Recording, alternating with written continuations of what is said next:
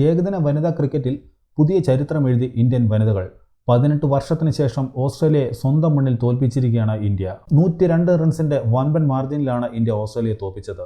ഇന്ന് മത്സരത്തിൽ ആദ്യം ബാറ്റ് ചെയ്ത ഇന്ത്യ 49.5 ഓവറിൽ 292 റൺസിന് ഓൾ ഔട്ട് ആവുകയായിരുന്നു.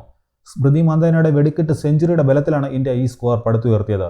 91 പന്തിൽ 117 റൺസാണ് മന്ദാന അടിച്ചെടുത്തത്. ദീപ്തി ശർമ്മ 50 പന്തിൽ 40 റൺസും ഋച്ച ഘോഷ് 33 പന്തിൽ 29 റൺസും നേടി.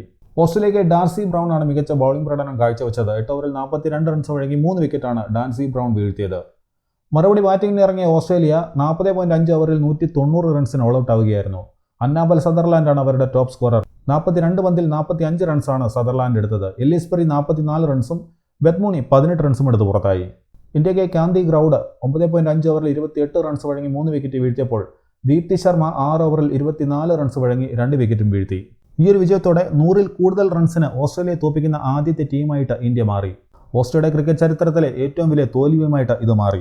വനിതാ ക്രിക്കറ്റിൽ ഓപ്പണറായിട്ട് ഇറങ്ങി ഏറ്റവും കൂടുതൽ സെഞ്ചുറി നേടുന്നവരുടെ പട്ടികയിലേക്ക് സ്മൃതി മന്ദാനയും എത്തിയിരിക്കുകയാണ്. 12 സെഞ്ചുറികളാണ് ഓപ്പണറായിട്ട് മന്ദാന അടിച്ചെടുത്തത്.